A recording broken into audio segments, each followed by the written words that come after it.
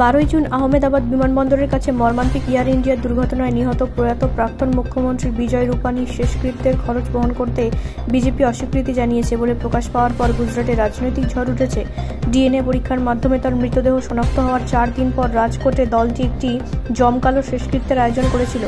স্বরাষ্ট্রমন্ত্রী অমিত শাহ, মুখ্যমন্ত্রী ভূপেন্দ্র প্যাটেল এবং বিজেপির ভারতীয় সভাপতি জে.পি. নাড্ডা সহ বেশ কয়েকজন বিজেপি নেতা প্রাক্তন মুখ্যমন্ত্রীকে শ্রদ্ধা জানিয়েছেন। সূত্রের খবর, শেষকৃত্যের জন্য 25 লক্ষ টাকা খরচ হয়েছে। বিজেপি দলীয় তহবিল থেকে খরচ বহন করেনি বলে অভিযোগ করা হয়েছে এবং বিলগুলি পরিবারের কাছে হস্তান্তর করা হয়েছে। প্রয়াত নেতা শ্রী অঞ্জনী রূপানীর সাথে যোগাযোগ করা হলে তিনি মন্তব্য করতে চাননি বলে জানান। দলের মধ্যে দুই গোষ্ঠীর মধ্যে অভ্যন্তরীণ কোন্দল থেকে এই বিতর্কের সূত্রপাত বলে মনে করা হচ্ছে। এই গোষ্ঠীগুলির মধ্যে একটি রূপানীকে পাশে সরিয়ে দিয়েছেন বলে জানা গেছে, যা 2021 সালে মুখ্যমন্ত্রী পদ থেকে তাকে হঠাৎ অপসারণ এবং তার পুরো মন্ত্রিসভাকে বহিষ্কার করার ক্ষেত্রে গুরুত্বপূর্ণ ভূমিকা পালন করেছিল বলে জানা গেছে।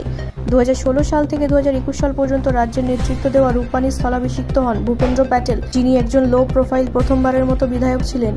রূপানীকে দলীয় হাইকমান্ড 2022 সালে বিধানসভা নির্বাচনে প্রতিদ্বন্দ্বিতা না করার জন্য বলেছিলেন বলে জানা গেছে। তাকে পাঞ্জাবে বিজেপির ইনচার্জ এবং পরে মহারাষ্ট্রের কেন্দ্রীয় পর্যবেক্ষক হিসেবে নিযুক্ত করা হয়েছিল। এই বিতর্ক দেখায় যে একটি ভিন্ন দল তার কর্মীদের সাথে কিভাবে আচরণ করে। নির্বাচনের সময় বিজেপি তার কর্মীদের প্রশংসা করে, কিন্তু একবার তারা আর কার্যকর না হয়ে গেলে তাদের ফেলে দেয়।